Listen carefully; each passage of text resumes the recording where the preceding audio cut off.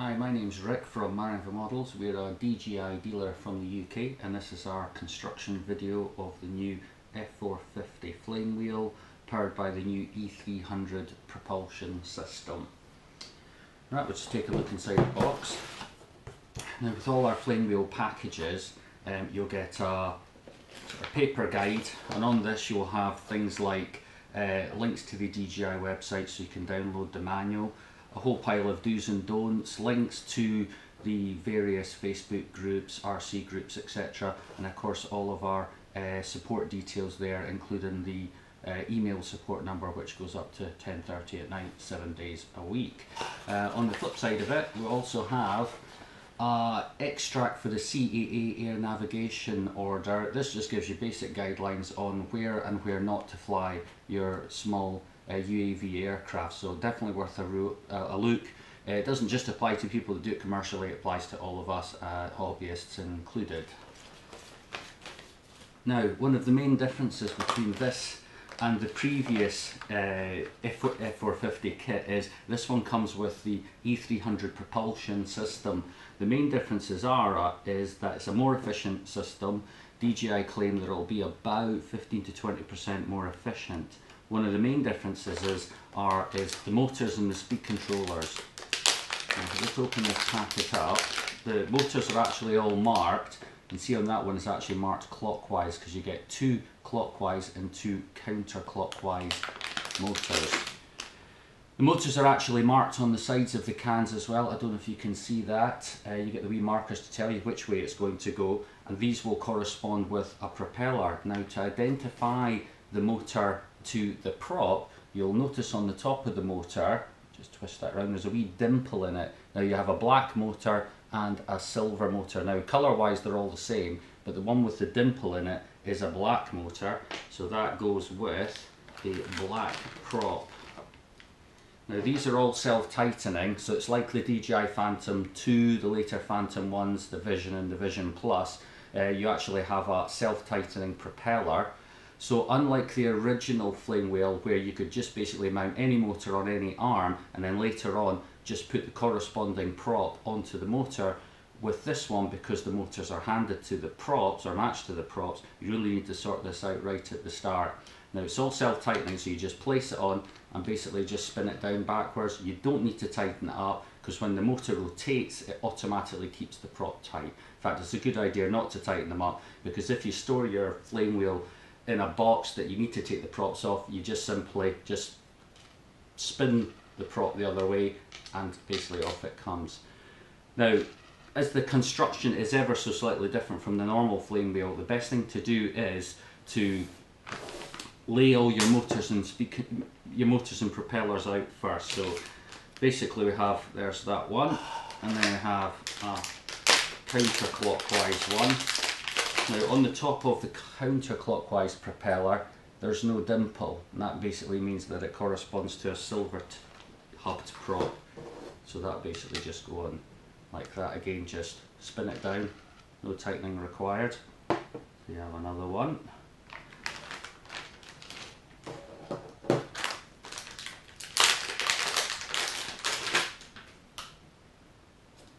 So dimple, black hub prop.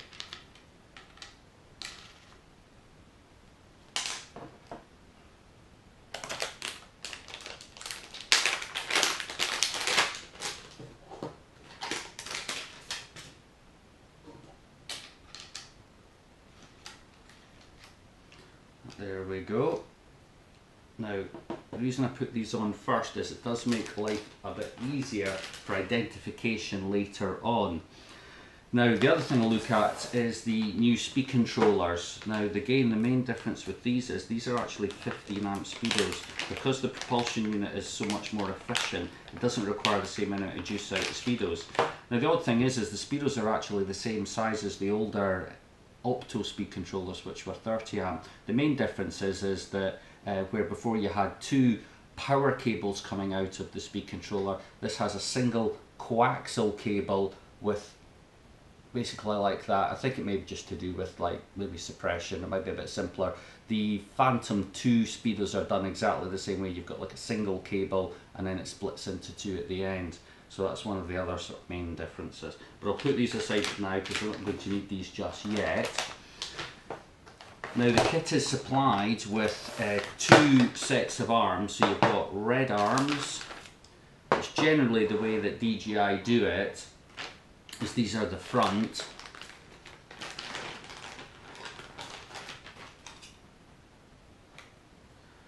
And you get two white arms. Now, the best way of going around doing this is actually, where before you'd literally just whacked 4 motors onto 4 arms, I actually find it's probably better now to actually figure out the motors going on the correct arms before you start, because it's like anything, you have 2 motors will go clockwise and 2 motors will go counterclockwise. Now before I start building, I'll just go over a few required items or tools that will make life a lot easier for you. First thing of course that's important is you will be soldering, is you need a soldering iron.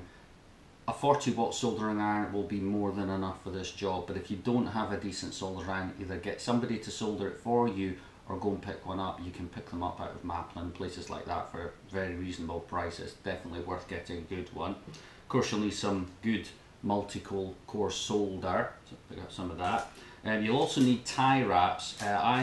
I tend to go for like white and red tie wraps just because I like the tie wraps to match against the arms as best as possible. Just looks really good if you're building quadcopters for customers, just gives it a bit of bling. You will require one battery connection for going onto the main distribution board. I tend to use the XT60. Seems to be something that DJI have been using for a while, but it is actually a really good connection. So you can use any other ones like Dean's, EC3s, whatever basically your batteries have got on it. You will require one of them. They don't come with the kit. Of course, important is a driver. You'll need basically a 2mm hex driver tool. It's worth picking this up. These are quite common throughout the DJI range. The Phantom is entirely assembled out of screws that use this driver, so it's worth getting one. If you get one with a machine tip as well, it'll last a lot longer. So very handy tool. Snips are just handy for things like trimming your tie wraps, etc.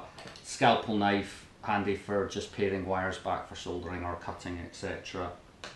Lastly, you don't need this because use multi-core solder, but I find using a flux pen a very handy thing. It just improves the adhesion of the solder. Sometimes if you have to heat your solder for too long, you can burn the flux off. It all goes a bit matte and dry and stringy.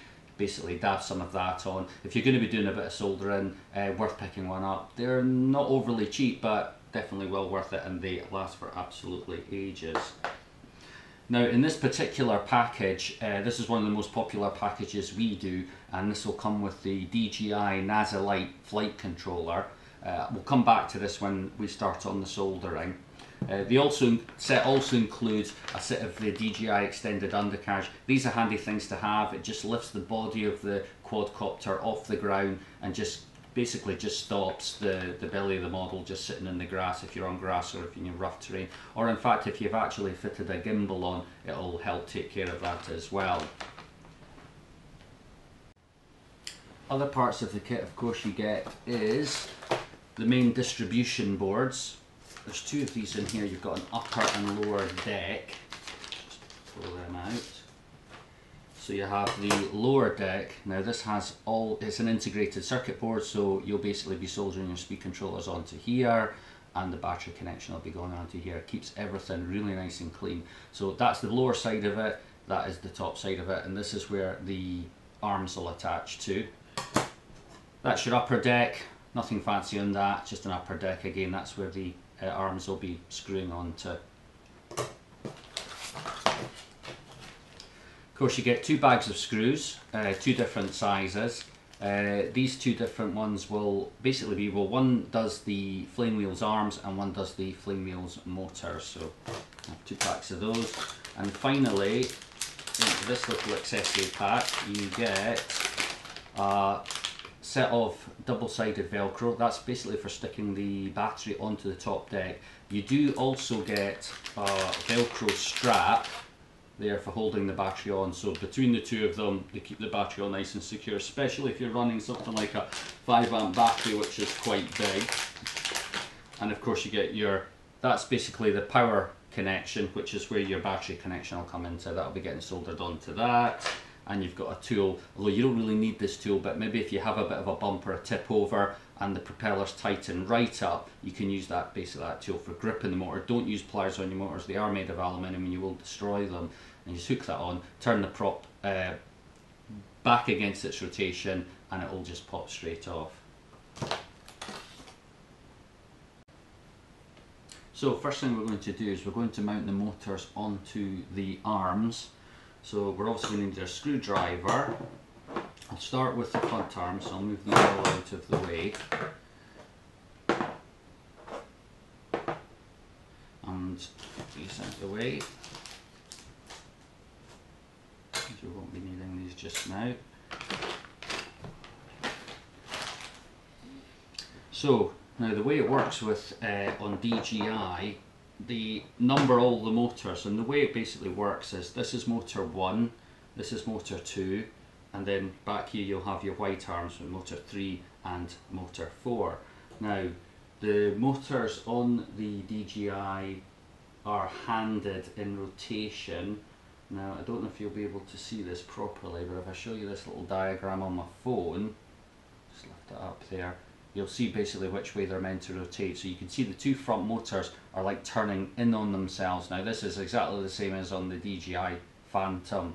So as I was saying earlier about, it's best to have your motors already mounted on the propellers. It makes it a lot easier to see which props are going to go onto which arms. So if I kind of push these out to the way here, move these forward, that motor will be going on that arm, that's a silver motor, and you'll be having a black motor going on that arm, and then the way it would work is you would have a silver motor back here and you would have a black motor back there. But I just find it easier just to mount the motors onto the arms just now, and then you know exactly where you're going. Right, okay, best way to mount these on, if you basically take the Flamewheel arm, I find mount the screw onto the driver and then just basically poke it through, get your motor and then line it up to the screw and just slowly turn it. Now don't tighten it up at this point, just kind of nick it up because we'll need to move it around for the next screw. Just basically look through there and then pop it on, line it up and then drive that one in, and then that one you could just tighten up a bit. And with the next one, that's that one tight. Then pop in the next screws and then tighten that up.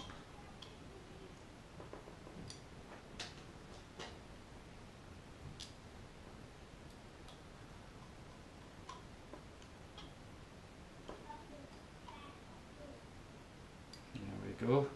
And then we've got the first one rotating inward, which is the correct direction.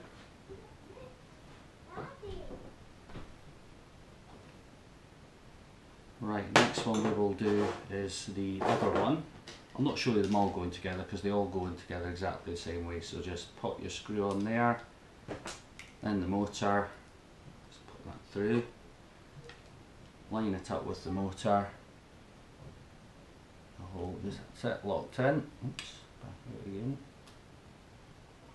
and then just put the driver in. As I say, just nick it up, don't tighten it up.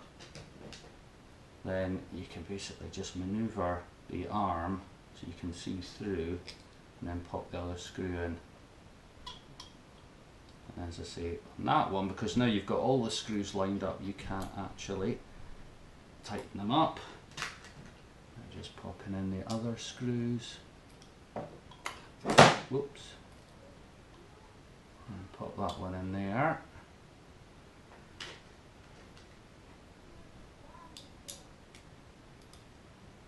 and then pop that one in there, and then you have the first two done. So they'll sit like that on the flame wheel, and you have your two motors turning in. The good thing is now at this point, you know you've got your first two ones with the motors turning in the correct direction.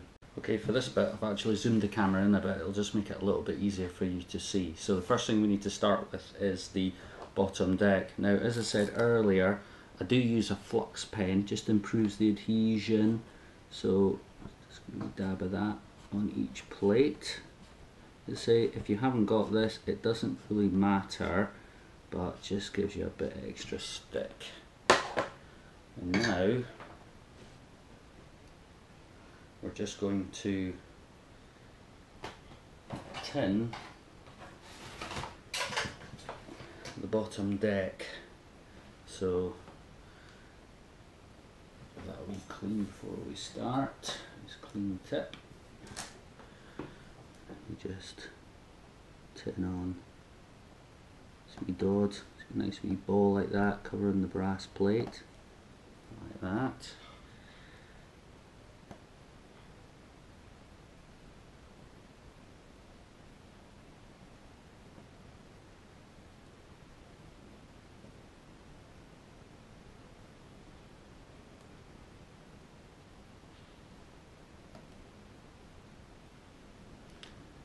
More solder, fry my hands. There we go. There we go. And you get little balls like that, they just wipe off, no problem there. And that's basically that, ready to take the power cable and the motors. Now, speed controllers. Now, one thing I'm just going to show you now in regards to the speed controllers. Now, as I say, these speedos were a little bit different from the earlier ones. Now, one of the other things is I've noticed is that the cable that comes on them is, to be honest with it, is a bit on the long side. Now, you can either just go with as it is, or you can cut it down just to make it a bit neater, because if you look at what you're going to need, if I basically place, I get this in camera shot, if you place that on there, and then if you think the speed controller is going to sit probably about there, as you can see, you just end up with cable coiled all over the place. So what we tend to do now is, now these cables on the motor will be, say, tucking down in here, and then they'll be going like that, and then they'll be going along the back of the leg like that. So the motor will be rough, speed control will be roughly about there. So if I place that next to the board, it's going to go to there. So I would probably say we can pretty safely cut the coaxial cable down by there. So if I just nip that there, and then you can obviously, if you've got cable strippers and stuff, you can use those. I just tend to use a knife. Now I'm going to strip this back a little bit further than is needed, and I will basically show you why that is. Just pull that back like that, and then just kind of pare back. So I'm just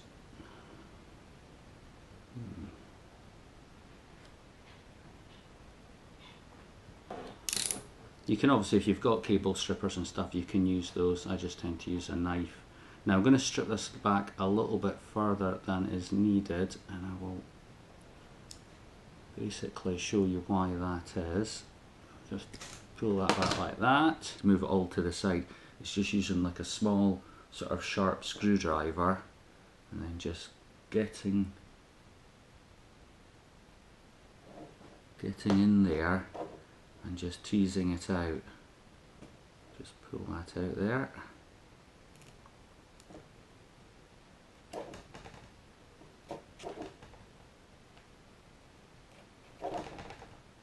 Just work your way back down the braids of the cable until we should end up with them pretty all unravelled.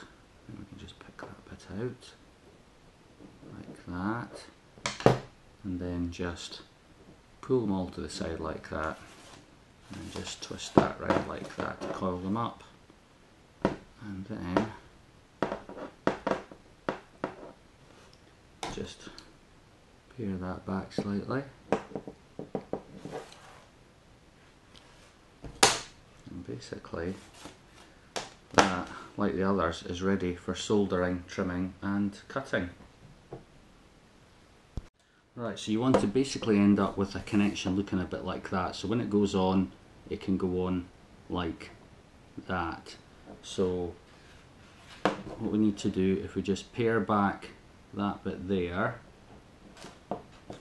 roll that, so that's one bit, and then if we tin those just now,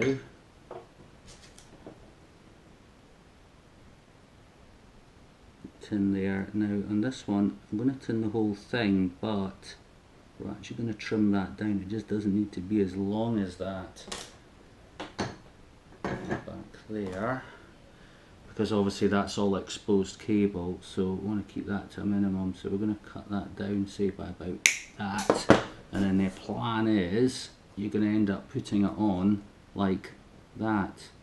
I will say the new propulsion system, it is a little bit more awkward to solder on and fit than the older system.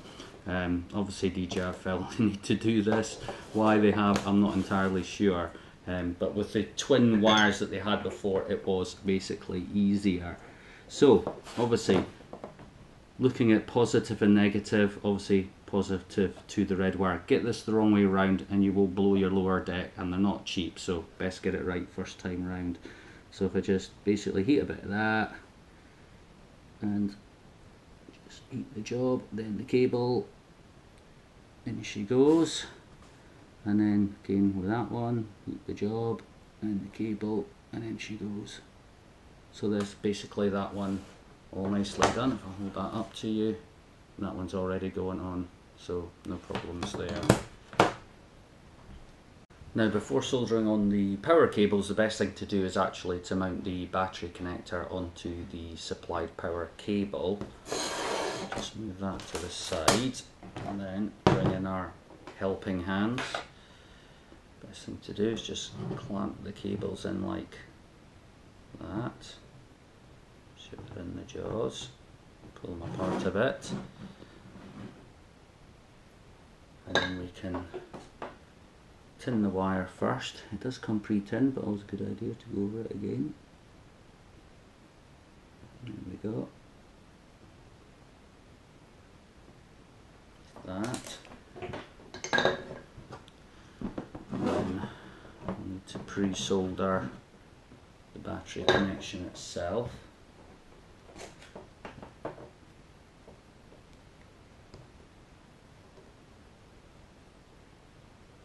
There we go, tin in there, and that going in there, like that. Now just to watch out for, all battery connections have a positive and negative, and generally if you look on the side you will see there, oops, wrong way, that is the positive. So again, get this wrong and you will blow your distribution board. So let's put this back into shot again, and just solder that on, job up, and the cable, in she goes. We blow there, and that's that. Swing that around so I can do the other side. So it's a wee bit awkward to try and do it for me, and so you can see. So let's get that job up, and then in it goes. We blow just to cool it off. Now what we need to do is, to finish this off properly, is to just slide some heat shrink over the top. If you've bought a pack of XT connections, normally this heat shrink will come with it. If you get the right size, it will actually slip over the connector and actually go down into the body. Now at this point, absolutely ideal if you have a heat gun. Fortunately I don't, so I'm just going to use the edge of my soldering iron just to shrink these bits of cable down. But ideally a heat gun would get it right down. It should be ideal, but I haven't got one. Just Like that, just watch the connector, and then that is basically that part done. Now, one thing I wanted to touch on in the main differences between the Naza Light and the Naza V2 is to do with the expandability.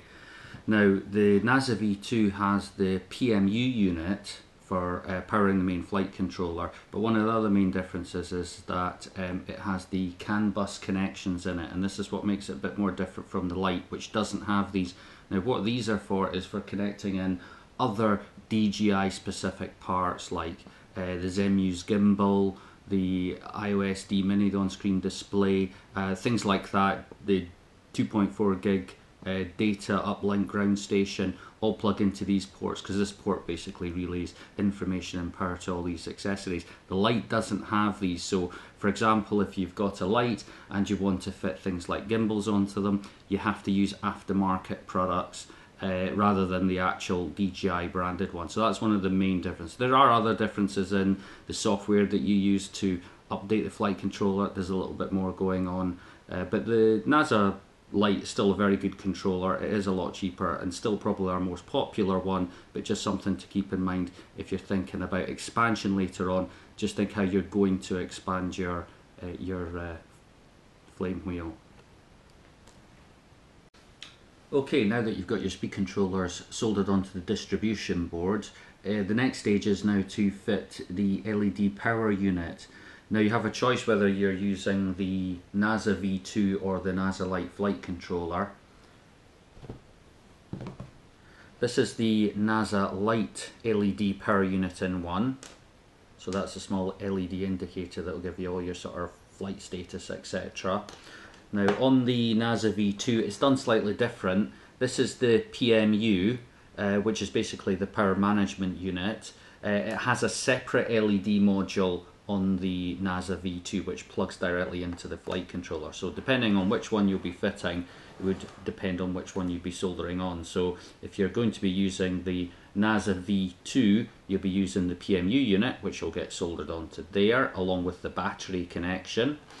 And if you're using the Naza Light, you'll be using the combined PMU and LED unit, and again that will be getting soldered on along there along with the main battery connection. Now we're ready to solder on the main battery power connector and the Naza Light LED module onto the main distribution board. Now just as a little tip, I find it easy because you're trying to attach two wires and holding a soldering iron at the same time. I find it easy if you just attach two of the wires with a bit of insulation tape just to hold them in place, so that way you can hold on to the cable and your soldering iron at the same time.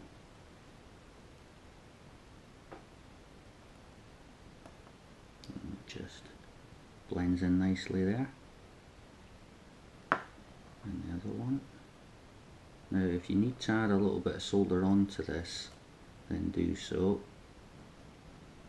I think in this case, yeah, see we're probably a little bit short of solder, so what I'm going to do, as I've now tacked it in place, I can just heat the job back up and just get some extra solder on there, and we get a nice chrome ball there.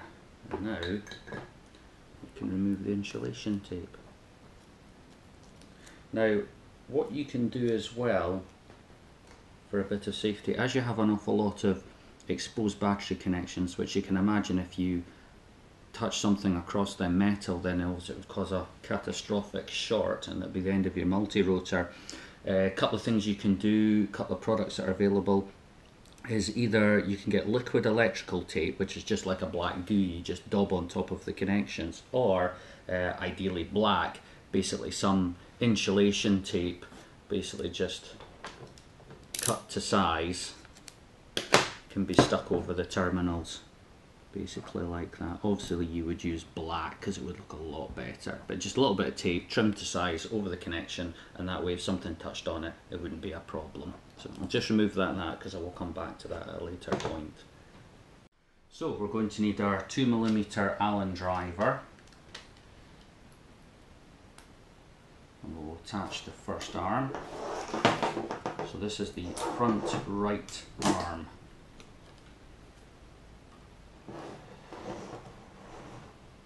Now if we just screw this up, but don't tighten it fully. You'll feel resistance as the screw goes in because there's actually thread lock built into all the screws. So I just go tight and then I back it off. Reason is it just makes it a little bit easier to get the other screw lined up and get it in there.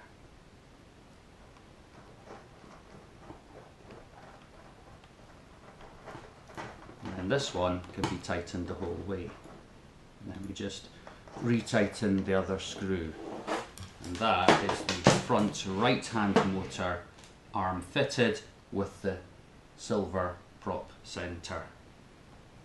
Okay, now that we have the two front arms on, one thing to watch out for when you're assembling your speed controllers, remember to pass the power cable for the speed controller through the gap before you bolt on the arm, otherwise you won't be able to get that through because they need to actually run off the board and through, and then these will be getting tie wrapped onto the back of the arms. So now I will fit the rear arms on. Now remembering your direction of your motor, so for example you have the silver dot front right motor there, so the corresponding arm at the rear would also have a silver dot on it, so that goes diagonally to the rear. So as I said before, just remember to have the cable in the center here and then mount your arm over the top there. Okay, that's us now got all the arms all now fitted, so what we're going to do now is we're going to start tidying up the cabling. The motor's going to be mounted probably in about the middle there, so basically we just pop a tie wrap on. Now don't go mad with your tie wraps, you just literally want to have them snug. If you ramp them up too tight, then it can obviously start distorting bits inside the actual, turn that around, you'll see it better, inside the actual speed controller. So you can just basically just pull that in, so that's basically looking a bit snugger, and then flip that over, you've got your motor connections. Now until you run the motors, you don't know whether your motors are actually going to run in the right direction, but the only way we can check that out is to actually run them. So what we're going to do is we're just going to pop all the motor connections in, but if you find that when you eventually go into the Naza Assistant and actually check your motors are actually running in the right direction, if they're not running in the right direction, you just simply have to swap over two of these wires. It doesn't matter which ones, these motors run on AC, so you just swap two of them over until it is going in the right direction. Totally important that they are running in the right direction, or your flame wheel will just basically try and suck itself into the ground.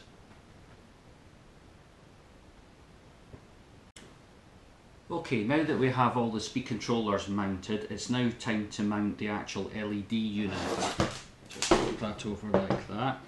This is your LED unit. I tend to mount this at the back on one of the rear legs. The idea being it's similar to how the Phantom's got its warning light, which is mounted on the rear. So when you're flying away from yourself, which you generally do, and you're looking at the rear of the model, you'll see the LED indicating light there. Now the best way to mount this, I find, using one of the sticky pads that are actually included along with the flight controller. You get a larger square pad but the centre knocks out. I find this is ideal for mounting the LED module onto the arm. So if we just put a little bit of that on the back of the arm, push it in, and then basically fit this at the sort of broader section of the arm. Just push that on there like that, and then securing it in place with one of your larger tie wraps. So just put it on.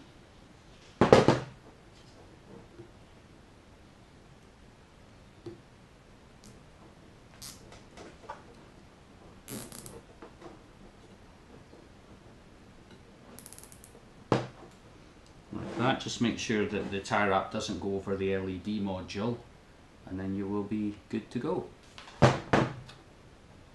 Okay, now that we've got all the motors, speed controllers, arms and LED module mounted, it's now time to fit the flight controller. In this particular instance, we're going to be using the Naza Light flight controller.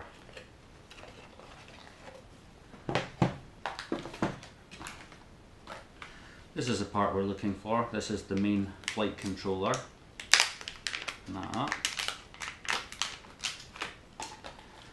Now the flight controllers, if you look closely, they have a small arrow on them. This refers to the direction they go in. The other way to look at it, if you look at it, it kind of slopes like a car. So obviously the lower part at the front is the front, and the arrow points to the front, so the flight controller goes in that direction.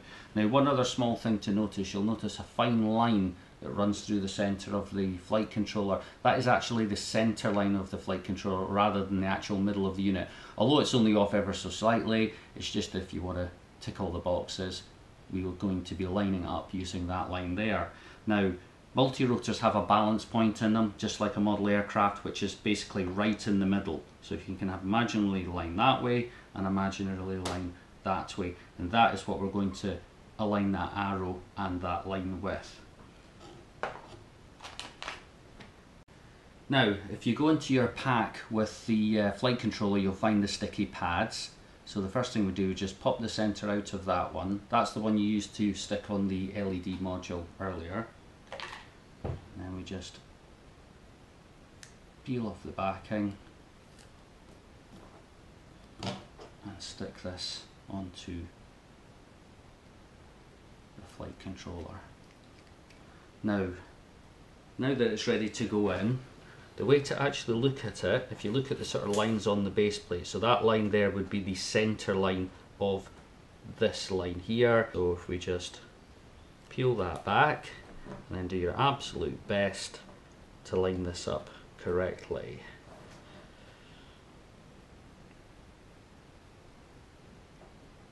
Just make sure you haven't got any cables under the flight controller, and that will stop it sticking down properly.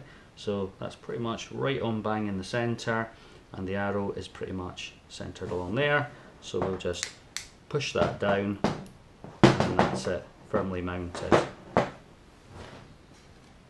Now that we've got the flight controller mounted, we're now ready to connect into the motors. Now, as I said earlier, each motor has a number, and that corresponds to the numbers on the flight controller. So we've got M1 through to 6, F1, F2. Now F1 and F2, they're for aftermarket gimbal controls, we won't be using those, and M5 and M6 are for the F550, which is a hexacopter, we won't be using those. So it's just a simple case of plugging each motor into the flight controller. Now, as I said before, they're numbered, so if you remember, silver dotted propeller, this is motor 1, motor 2, motor 3, motor 4, and that corresponds with here, M1, 2, 3 and 4. Now if you look closely at the connector, there's a small notch in the connector. That corresponds, if you look closely at the flight controller, you'll see notches all along the bottom. That is so you plug the connector in the right way around. So the first thing to do, we'll just plug in M1, that's in, and then we take M2, plug that in, and then M3, plug that in, and lastly M4, we plug that in. Okay, now that we've got the motors all connected, it's now time to look at the rear of the flight controller, and we have some more connections. Now, move that out the way, they are marked with an AETRU. What these stand for is aircraft control. So you've got A for aileron, that's the banking of the model. You've got E for elevator, that controls the pitch. You've got throttle, which is obviously your throttle. You've got R, which is for rudder, that's the yaw of the model. The U, this is for selecting the various GPS functions on your transmitter or onto the flight controller, so we'll come back to those. And then we have X3, and that is for a connector on the LED unit to plug into. Now Now the flight controller is supplied with a big bunch of these connections. These are actually your receiver connections. Now you have quite a few of them because it covers all of the channels along the back, but depending on what configuration you using, it would depend on how many that you'll be using. So what we really need, all we need to do is, again, you've got the wee key on the connector and you've got the key into the bottom of the flight controller. So it's just a case of plugging all these in along here, but what we'll be doing, we'll just be going from A through to U, because this particular build won't have a gimbal on it, so we won't need any of the other connections, but we will need the U channel, which is how we control the various GPS functions, but we'll come to that later on. So first, if I just plug in A,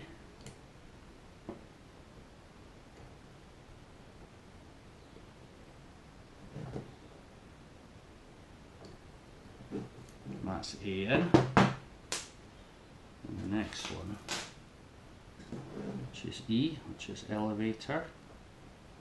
Now I'm just going to shoot to the end now. Okay, so I've jumped forward and I've connected all 5 receiver connectors from A through to U.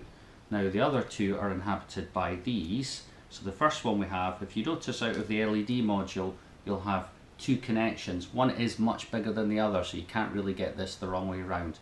But the one that looks the same as the servo connections, that's that one, that plugs into X3. So I'll just plug that in.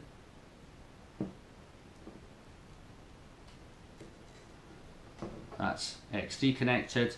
Now this one is the LED module, and you'll notice on the top of the flight controller, you'll see it marked LED, and that simply plugs in there. You can't get it the wrong way around because it's got key connections on there as well.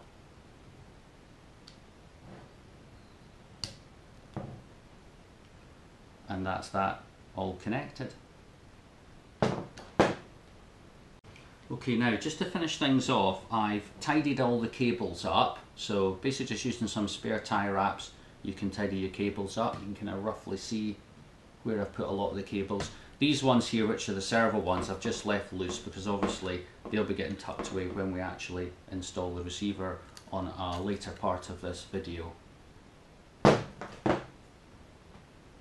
the next stage we do is to mount the top deck. Now there's a couple of different ways you can actually mount this deck on, whether you want the battery to be running in line with the model or running sideways on the model. The way I tend to do is I tend to do it running in line with the model. The reason is if you mount a gimbal onto the front of the model, it will make the model a little bit nose heavy. So I find that if you mount the battery in line with the model, you can slide the battery back and it will compensate for the weight. It does make it fly better, it makes it turn and rotate better. So for this video, I'll be mounting the deck that way. Now, back to our, these are the 2.5 by 5mm screws. Simply load up your screwdriver and then once again, just pop them in the hole and start screwing them down. Now what I tend to do is, as we haven't actually fully tested or fitted the receiver yet, I tend not to fit all the screws in. I tend to just put one in each arm, just so I can start working with it. Because if for any reason that you have to remove it again, it's easier to remove just 4 screws than it is all of the screws. So just pop all them in and then just work all your way around. Okay, next part is just to mount the Velcro tape. Now what I tend to do, if you pull your Velcro tape apart, you'll find it has like a fluffy part and a jaggy part. What I do tend to do is I tend to put the fluffy part on the battery. It just makes it a wee bit nicer to handle. So what to do is take the backing off, and that is basically going to go right in the center there. Push that on. And I basically just leave that backing on until I'm ready to mount the battery. Now if you are going to be mounting a gimbal at the front and you think you are going to have the battery hanging off the back, the best thing to do is to actually cut another small piece and basically just put it at the back there, and then that way if the battery is more towards the back, it's still, the back end won't like float about. But in this case we won't be, so I'm just going to leave that off. and then of course it's the Velcro strap, so that can basically just loop in under that, depending on the size of pack you've got. But as generally with the 450s, I don't tend to use anything bigger than about 5,000, so going through those holes is more than enough. Right, okay, next part I'm just going to mount the GPS module on. Oh, now I haven't put the top part of the GPS module on. The reason is that I can actually get the screwdriver straight down the side. If you do assemble all fully with the puck on, you can still get into it, but it's just not quite as easy than if the if the puck was already on it. You'd have to come in at a bit of an angle. So just put that one in as well. Now, while we're waiting for that shaft, I don't think that's quite, no, that's glued now. So what I'll do is, while we're working on the rest, again, tiny dot of super glue. This is quite thin super glue, so just put a wee dot in there. So, oops, leave it down the side there, like that. And then that basically just goes on the top like that. So we can just leave that to dry now.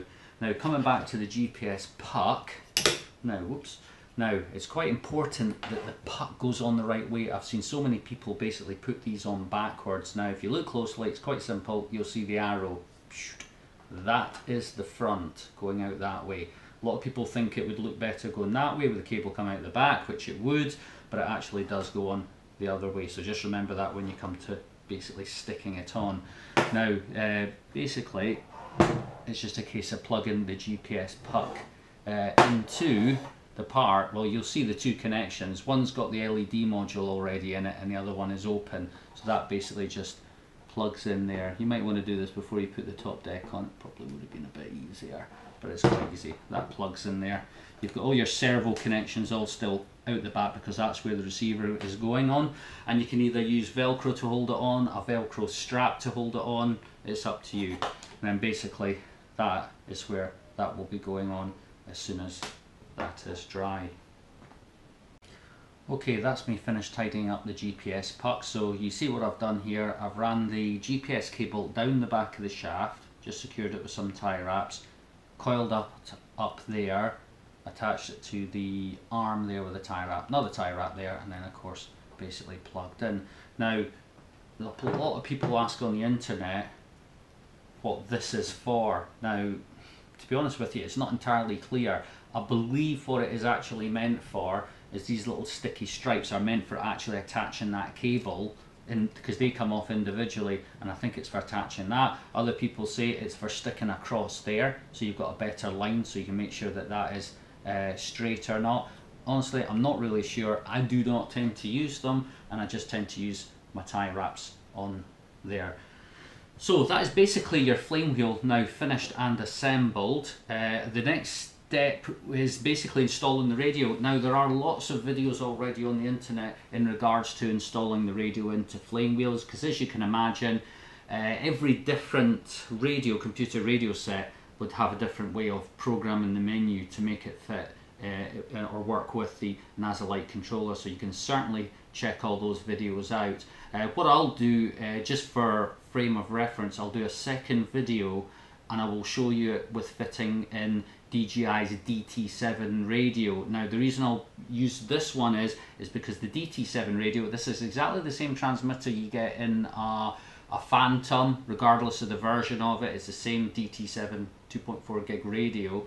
It's a CAN bus system, so it will plug into the X2 channel of the Naza Light controller, so it's pretty much plug and play. There's no mucking about with endpoint adjustments as you would on a computerized radio. You literally just plug it in, calibrate the radio, and it's ready to go. So what I'll do is I'll do a second video showing the setting up of the Naza controller, setting up things like the puck position. These are all things that have to be done before you can fly your flame wheel. And of course, more importantly, making sure that your motors are actually going to rotate in the right direction. It's just easy to do it with the DT7 because it kind of eliminates all the sort of programming of the menus. So if you look out for that video, I'll get that one done as soon as I can. And once we've of course got all the radio etc set up and we're absolutely sure the model is working 100%, we will then put all these screws in. So obviously if you have left them out, remember not to fly it out, otherwise you'll get a bit of twist in the arms. Now another thing that I haven't done, you might have noticed, is I haven't fitted on the optional extended undercarriage because these actually go into there. The reason why I don't tend to put this on when I'm building the model is, well, it's choice. Some people like the sort of low flat sporty look, but as I said before, if you're going to be fitting a gimbal on, it's good to actually just get it off the ground.